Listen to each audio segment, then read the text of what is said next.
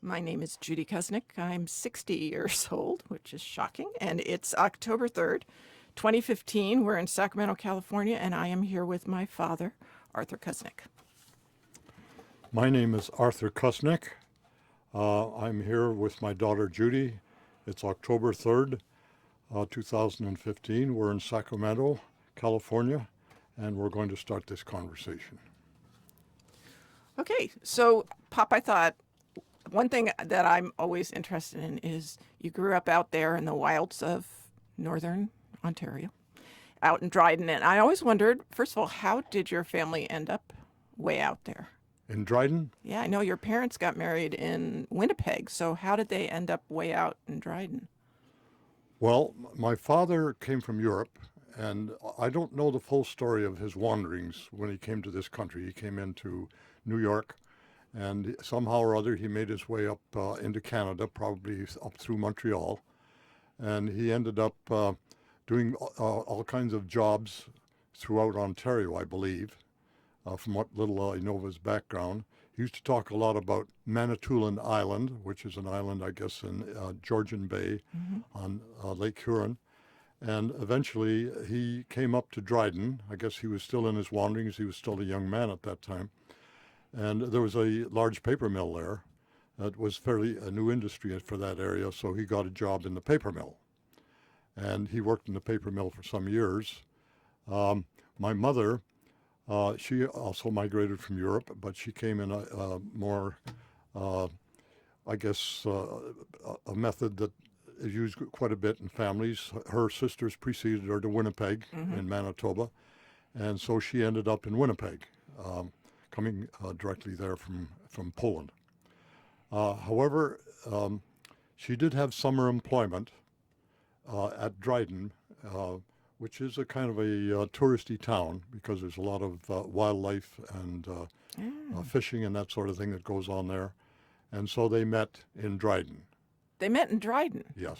even though they got married in Winnipeg. Well, I guess they decided to go to Winnipeg because the family was up there, her family, and that would be her normal place of residence during the rest of the year, other than the summer when she was working in the tourist industry. She worked in a hotel there right in Dryden. And so they were married in Winnipeg, but she came back to Dryden with my father, and he continued working for a short while longer in the paper mill, but I think it was primarily through her urging, because I think of her family background in Europe, that she thought he should go into business for himself. And they established a small grocery business on the north side of Dryden, which was kind of a fringe area in the small community. And it was quite successful, and eventually he made that into his career, and he retired as a grocer. And so that's how they met, and the family was raised there. My brother and sister and I both eventually left Dryden, so that none of us were there after a certain period of time. But I think they came back to Dryden occasionally to visit, and I made one visit with my family to Dryden many years later. Of course, the town had changed a great deal, and it was much more prosperous. There was not only the paper mill, but there was other light industry there, and they even had their own airport, which was just amazing to me. So that's kind of the story of how they got started. But you grew up out there, kind of a wild child. Well, kind of, because when I grew up there, it was still in its formative years, kind of. The paper mill was well established, and there was a reasonable business community there. And we had a good school system that served not only the town of Dryden, but also the outlying area with the farms and so forth. But a tiny school, wasn't it? I think I found a picture. Did I tell you this? I found a picture of your sister's class at Dryden High. Was it Dryden High School? Yes. And there were only a few kids in it. It was, Yes. Well, there were two effects there, I think. One is Dryden is a small town. As I recall, the elementary school, there was just one elementary school at that time, and this small high school. And the elementary school, my recollection is that there was probably only about 6 classrooms in it. Well, maybe there were 8, but I can't quite remember them. And They had a downstairs area because this is North Country up there. They had a downstairs area under the elementary school that served for recess purposes. When the kids needed a break, they'd all go down, and I tell you, that was tumultuous down in that confined space. So, and then the high school, it had only 4 classrooms. And one of the classrooms also had to incorporate a lab at the back to do some chemistry and physics. Oh my gosh. And in my class, it went from 9th grade up through actually grade 13, because in Ontario they did have a grade 13 at that time. But the students that normally would have gone through a commercial kind of orientation in the high school, they would have stopped at grade 12. So I probably started with maybe 30 kids in the 9th grade class. By the time we got to grade 12, it was probably reduced by half because some of them had dropped out. Mm-hmm. Some of them had already gone into the Army because the war had started in 1939. When I started grade 9, the war in Europe started, and Canada was fully involved with it at that time. And then when I got to grade 13, which was the track that would have sent the kids on to higher education, there were only 6 of us in the class. That's amazing. Yeah, so we didn't even have our own classroom because there was just, the school was too small for that. But we had a good time at that high school. It had a good outdoor area, so we did a lot of things outdoor, even in the wintertime. How cold was it in the winter? Pardon? How cold? Oh, in the wintertime it got very cold. In the daytime temperatures there were usually always below freezing, and nighttime temperatures would get down into sub-zero weather just about all the time. But, we were used to that. We just kind of grew up with that, and in a sense, I didn't know any better. We did a little traveling, so I knew, but not out of that not out of that winter kind of climate. We did go to Winnipeg quite often because of our relatives up there, and it was quite cold even in Winnipeg. Probably not as cold as Dryden, because Dryden was sort of out in the country there where there were no moderating effects from the city or anything like that. Was there a lot of snow? Did it snow? Oh, yeah. We lived with snow. Snow came in, I guess, early October, and it didn't disappear again until, sometimes even into June. But that may be a little of an exaggeration, but it was there for the full winter. And so we got used to it. So you started skiing places when you were really little. Oh, yeah, sure. We had, it was mostly cross-country skiing. Uh-huh. There were a few hills around town, and we'd try a little downhill skiing, but of course you had to climb right back up again, right? So it wasn't like going to the Sierras here, where you zip up to the top and you're back down again. Is this on actual skis or homemade skis? Well, we used to make skis out of barrel staves. You know what barrels are like? They have that kind of a bulge in them. Yeah. And the kids got the bright idea, skis are a little tipped up at the back, and the fact you had a little tipping at the front, I should say. But the fact that they were a little tipped at the back didn't make any difference. And as a matter of fact, if you go to the ski areas today, there are skiers that have tipping on the front and the back because they want to do a lot of fancy stuff. Yeah, and that's of course, right. we kind of did that on our own with these barrel staves. And then we'd rig them up with elastic bands. In those days, you had really good tubes from inner tubes from cars. Yeah, from cars, yeah. And those were just useful in so many different ways, and that was one of them. Put them on your skis and kept them on your boots. The boots that we normally wore in the wintertime were moccasins, Indian-style moccasins. Mucklucks. Yeah. Really? Yeah. Wow. And they were the easiest one to get around in. But towards the springtime, you had a little problem with those. When the snow started to melt, Yeah. they would get a little soggy at times. So sometimes we'd have, regular boots that you buy at a store. Well, actually, the mucklucks came from a store too, but they just looked a little more primitive because they were connected with the native population in the area. So, but we really enjoyed the winter. I mean, we spent a lot of time outside. One of the things that made it kind of interesting is that we had so much snow that they had to plow the roads very frequently. And the snow never disappeared. It just kept piling up higher and higher. And the plows would have to get, farther and farther over to keep the road open. So those were great playgrounds. We'd be skidding up and down these banks on each side of the road, and then of course we were quite involved with hockey and those skating and hockey, Yeah. and so the winter was a great time for building your own rink in your backyard. You didn't need any refrigeration, so the winter time was a great time for all kinds of sports. Did you ski to school? No, I guess the roads were kept reasonably open, but I did.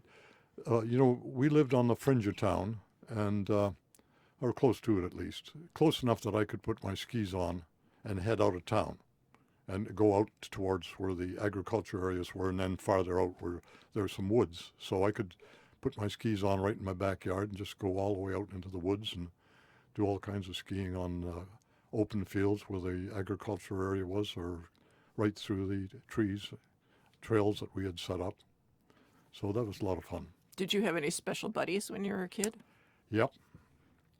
Actually, I went through a succession of buddies, starting with neighborhood kids. There were quite a gang of kids that would get together because we played a lot of sports together. And, in the summertime it would be usually baseball. In the wintertime it was just always hockey. And it was interesting how that worked because there were kids of various ages. There were younger kids along with the older kids.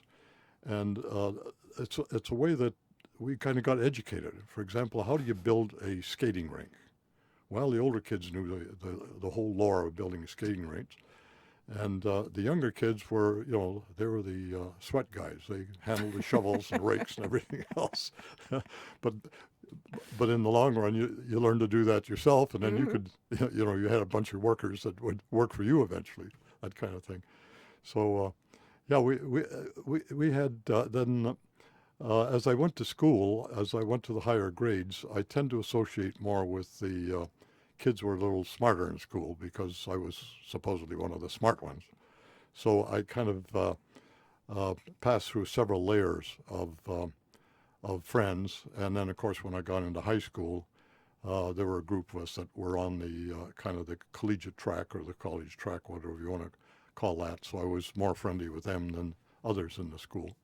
But it was a good experience. You kind of learned to get along with different kinds of kids. Some of them were more inclined to sports. Some of them were, one of my best friends was Phil, and he was a great outdoors guy. So I learned a lot about the outdoors. He learned how to shoot earlier, and he bought himself a small rifle, .22 rifle.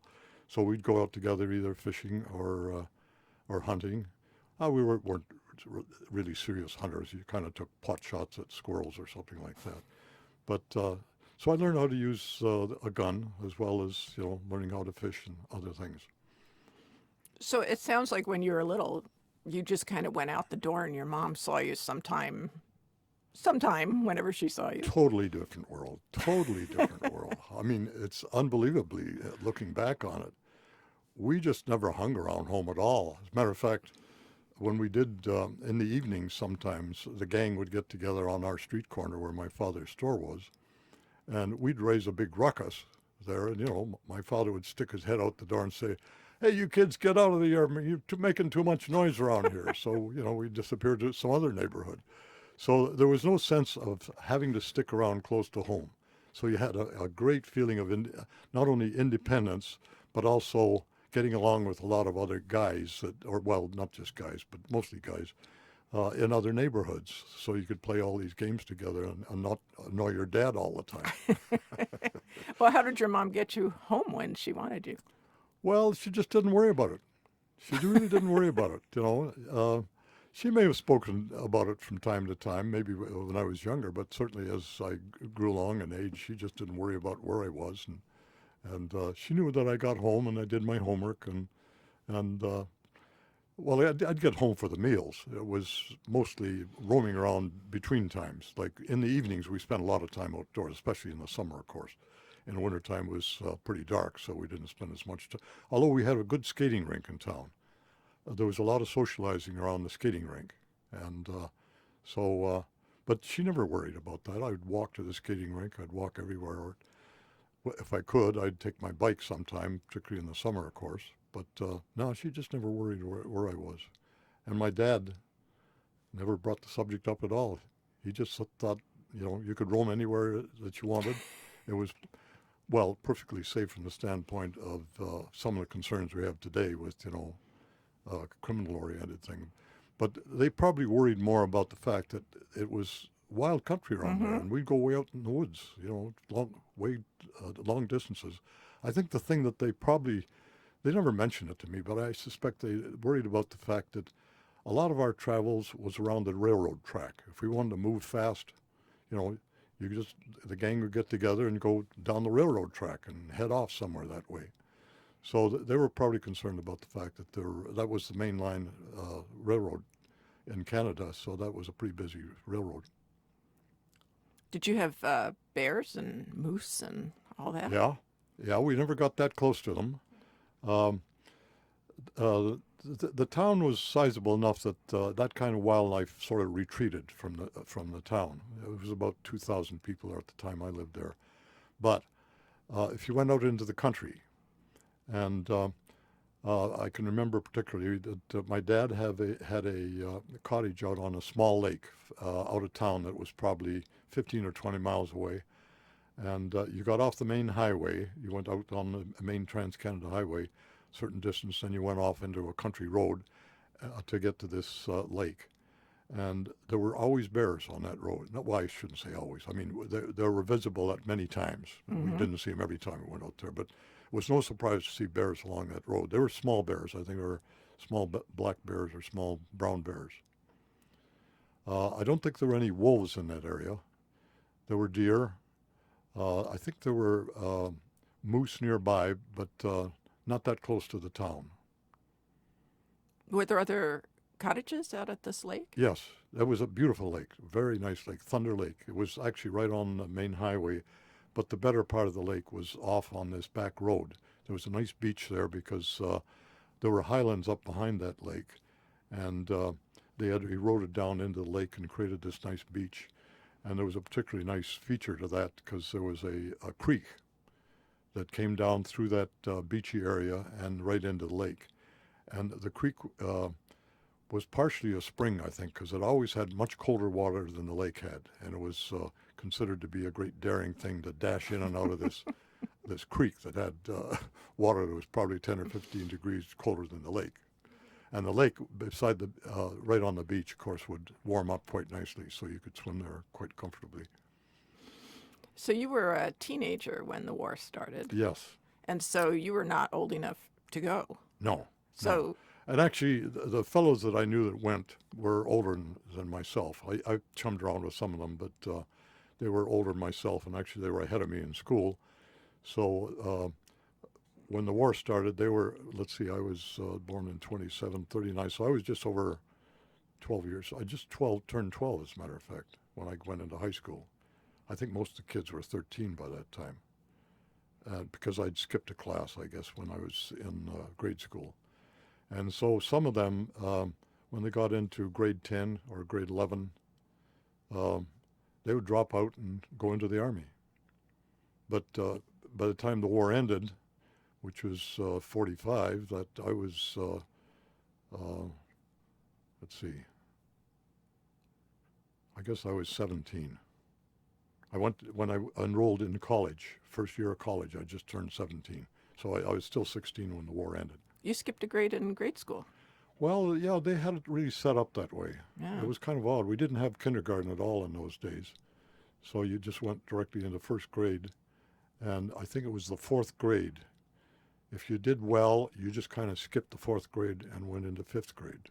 So even though we had 13 years, or at least for the collegiate track, even though we had 13 years, you normally got out when other schools were out at grade 12. Mm-hmm. Yeah. So I was 17 when I went down to college. I didn't know that about you. So you have told me that you went into the Home Guard. Oh, yeah. Well, the war was pretty serious time because I guess after the war got well started, at least, they realized that this was just not going to be one of these, do you ever read The Guns of August? Mm-hmm. that book by Barbara, I forget her name now. Anyway, the war started on the idea that it was going to be a short thing. Right. And of course, everybody was just really way off. And before long, it didn't take long to realize that because, there was that great defeat at Dunkirk. And I remember that was a serious moment for the high school because the principal gathered everybody outside and he told the story of what was going on in Europe. And it was a pretty stunning experience to realize that that was a major retreat and that the war was going to be a very long, serious thing. So back to your first question. Home Guard. Home Guard. How would we get in the Home Guard? After the war became pretty serious, actually even a little earlier than that, there were some efforts to supposedly kind of protect ourselves. There was a German community not too far from Dryden, and there was that usual kind of, suspicion that goes on. So one of the things that happened was some of the older men that weren't called into the army were nonetheless recruited to stand guard, like at the bridge, the railroad bridge that came right really? through town. Wow. Yeah, they figured that was a very vital spot, and so they had these old timers there with old-fashioned rifles, standing guard there. This was a German town that, well, I was looking into all that history of Ukrainians in Canada, and it was seemed called Waldorf. Yeah, it seemed like they did a lot of recruiting to try to bring people in from Europe before the First World Yes. War. So it was this like a town that had dated from then. Yes. Yeah. Yeah, and they had these various ethnic groups that were recruited. During that freewheeling period that my father came, which was 1912, starting, I'd say, even in the late 1800s, 1901 or that whole era, they were very active in recruiting people to come from Europe. And they went to all these ethnic areas, whether it was Germany or Poland or Ukrainian areas or whatever. They brought people over by the boatload, really, almost literally. And some of them got dumped in New York, of course, because they wanted to head for the U.S., but others went to Montreal, and they just put them on trains and distributed them across the country there to establish homesteading areas for them to develop farms and that sort of thing. So there was a tendency to have these ethnic groups kind of living together, and the German group sort of centered around Waldorf. And there are quite a few Ukrainians around Dryden and Polish people. But then to go on to why this Home Guard was set up, I guess there was some concern that eventually, the conscription for manning the Army and the Navy and so forth was going to reach down to a pretty low level. So they started this unit in Dryden, and they went to the high school and just kind of recruited all the kids that were in the upper grades and said, I think I was 16 at the time. They kind of recruited us into this Home Guard. Some of the old gentlemen were there in town, that some of them had actually served in World War I, and they were supposed to kind of fill in and help us out and so forth. And it turned out to be a howitzer unit. You know what a howitzer is? It's a big gun. Yeah. You guys had a big gun. We were big guns. That sounds dangerous. Well, it was dangerous in the sense that, those things were pretty lethal. And a but bunch I tell of you, 16-year-olds. the training that was involved in handling those, that was the whole idea. They were going Yeah. to get us trained very early on before we ever might be called into the Army. Wow.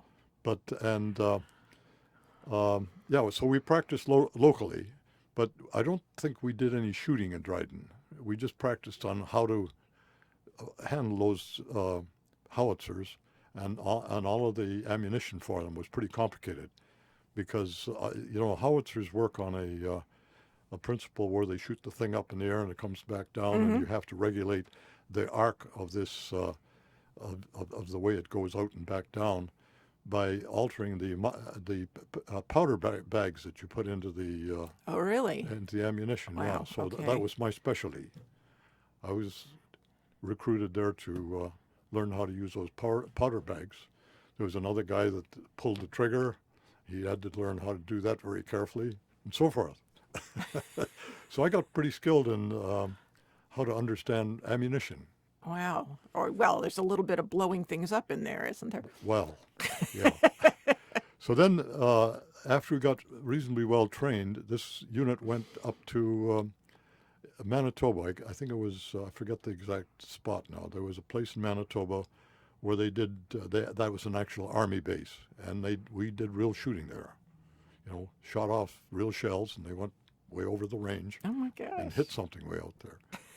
And, you know, incidentally, that brings up another issue, which is really very, very touchy these days. I learned about guns when I was young. Mm-hmm. My pal Phil had a rifle. My father had a little handgun that he kept in his safe in the store, and we played with elastic guns when we were kids. Mm-hmm. You know, we made elastic guns out of these rubber tubes that were available readily from car tires. And so the idea, and we also made slingshots, and we also made kind of like bows and arrows, Mm-hmm. and we also made guns out of shingles. You know, you took a shingle and you sliced it down, and it acted like an arrow. You put a little, I guess, a piece of nail or something in the front, and you feathered it at the end just the way the shingle was shaped. Yeah. You know, the thin end of it. Uh-huh. You created kind of a feather on it. And so we made these shingle guns. You can shoot a shingle. And then I capped it, of course, by learning how to fire howitzers. Building up. Well, I got to tell you, I think it's genetic because your grandsons have done almost everything you just described. Oh, okay. But the point I was trying to bring up, by the time I was through with all that, and I'd gone into college, I had no interest in guns whatsoever. And I think one of the problems in the country is some kids don't get properly introduced to guns, so when they reach a point where they say, hey, I've had enough of that, I don't even need a gun anymore, we would have less of a gun problem in this country. That's my opinion. Well, when I think about being a kid, and you had a 22 wrapped up in a closet someplace, right? Yeah, And we shot the BBs and all that, yeah, and it seemed very matter of fact. Actually, most of the families we knew had a 22 somewhere in Yeah. a closet, and it just seemed very matter of fact. And that's, I think, very different from today. yeah. The idea that guns are sort of glorified rather than it's just a thing. Yeah, Yeah. right. Yeah. Anyway, well, after shooting a howitzer, you were pretty much done with guns, huh? Yes. You didn't Although want- as you say, I did have two guns actually for a while. Just never really used them. No interest in them really. I don't think I told you when we took the boys to Cub Scout camp, I was the best on the BB range. I outshot everybody else. You got that directly from your mother. Christine, when she was in the Air Force, Yeah, was a hot shot shooter there. Oh, well, in there her you in go. her unit. that's right. Yeah, she told me that Yeah. she won some sort of award for sharpshooting. Yeah, that's right. So so this was an actual official organized thing, this home. Oh yeah, it was and the Did you have uniforms? we had uniforms, and the principal of the school, Mr. Smith, he was commissioned as an Army officer. You know, I guess he had to get some training.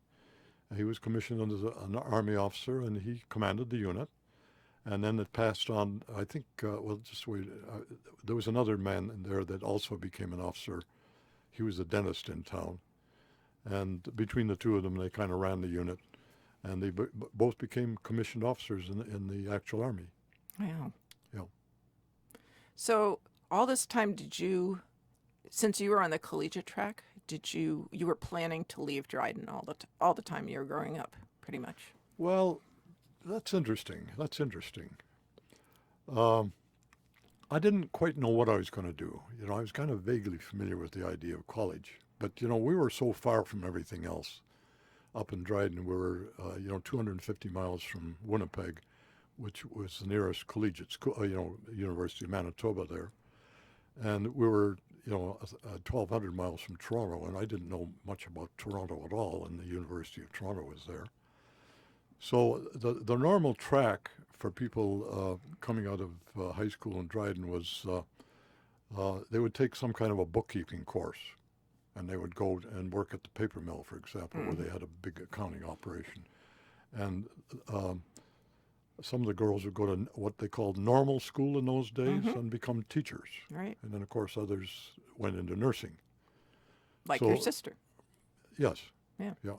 My sister became a nurse, and there were nurses in the class that I was in. When they graduated, they went to nursing school. So there was nobody had gone from Dryden to college for many years. Oh, really? Yes. So I was the first one to even contemplate the idea Wow. for a good many years. And I didn't quite know how to go about doing it.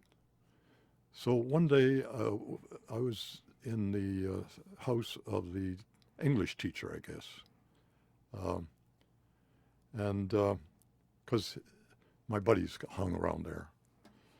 And he just kind of casually asked me one day, he said, well, have you got your college application in yet, Art? And I sort of, wow, I'm supposed to put in a college application? So I went home and thought about it and says, gee, this is something I guess I have to do. So I applied to the two universities in Manitoba and Toronto, and that's what got me started to going to college. So why did you choose Toronto? Did you get into the other one? Well, Toronto was a much more sophisticated school, actually, Yeah. and they had a thing called engineering physics in their. They had 10 courses in their engineering department, and this engineering physics just sounded very interesting to me because I'd read a lot of physics and that sort of thing, and it just sounded like the kind of thing that would suit me very well. So was it kind of a shock going from Dryden to the big city? Well, sure. I'd never really spent much time in a big city, and I went down there all on my own. My parents didn't come like with you guys. We packed the whole car up and took you up to Boston or whatever. No, they just put me on a train with a suitcase, and that was it. And so when I got down there, I was completely on my own. Well, they'd send out some material ahead of time telling us what to expect. So I got instructions on how to get up to the college, and then I had to actually enroll there. And they give us some information about boarding schools, if you hadn't already made arrangements ahead of time, or not boarding schools, it was boarding houses, I should say, right around the campus, and that was very helpful. So how did you find the place that you were going to live? Well, they just gave me a list, and I grabbed my suitcase in my hand and just started walking around the neighborhood. And you're just 17. Yeah. So what was that place like? The place was nice because there were a whole bunch of houses within, easy walking distance of the university that were very large, magnificent houses at one time, but Right. they were now being used largely for boarding houses. And I lived with a family. She had, what the heck was her name? Mrs. Ryan. She was Irish, but she had kids of her own. But she had this big house, so I guess the top floor was devoted to, there were, I think, 4 of us that were boarding there. And then she had her own kids on the second floor, and we all got together to eat together with the family Oh, on the first floor. Yeah, it was a nice setup. that is nice especially for a youngster like Yeah. you. Oh, yeah, and she kept in touch with my family, She'd write them a letter and tell them what was going on. Art was doing this or not doing that. Yeah, no, it was a very good setup for a first year. So, but then in the second year, I did get into a dorm. We're getting signals. Don't. Oh, how's the time going? You have about 6 minutes. 6 minutes? Mm-hmm. Oh, okay. Yeah. Well, let's start winding down. Yeah. So here's the last thing. Tell me why you decided to come to the United States. Well, I worked for the telephone company at my first job. They just, it was totally different in those days. When I was graduating, the people were there hiring like crazy, and one of the ones was from the telephone company there, Bell Telephone of Canada. And so I went down and started a job with them. I guess I did look around at some other things. There's some aerospace stuff around, but the main things in Toronto area were either you worked for the telephone company or you worked for the power company, just like around here, PG&E or whatever. But anyway, I started reading a lot of technical magazines. And in the very back of the magazine, there were these little tiny ads. Are you interested in computers or something like that, or at that time it was solid state physics or whatever.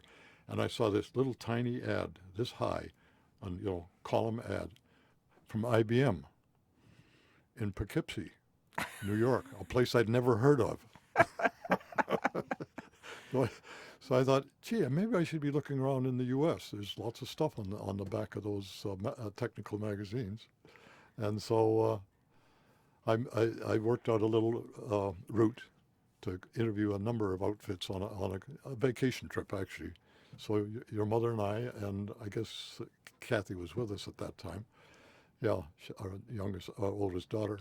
So we took a trip around, and I interviewed at Poughkeepsie. And as I left there, I thought to myself, who would ever want to live in Poughkeepsie? Well, I got home, and about 4 or 5 weeks later, I got this offer to come and work in Poughkeepsie, New York. So there we are. And ended up living there for how many years? Well, a total of over 20 years. A place years. you couldn't even pronounce when you first saw it. That's pretty funny. But when we moved to Peekskill, I said the same thing about Peekskill. When we lived in Poughkeepsie, I used to drive down through there, and I thought, gee, this is a funny place. Who would want to live there? So sure enough, we ended up in Peekskill for what? How many years were we there? Quite a few. A long time, 15 years. Yeah. Yeah. But I'm getting to a place now Yeah. at Lake of the Pines where will be living there longer than anywhere else Really? in retirement. Well, 20 years. Yeah. I can just, because you moved there when Stefan was 2, right? So that's how I keep time on it. Yeah, right. Getting there, yeah. Wow. So did you ever regret leaving Canada? Well, regret in the sense that, I have a lot of good feelings about Canada. But on the other hand, I think the opportunities were down here. And we visited there a lot.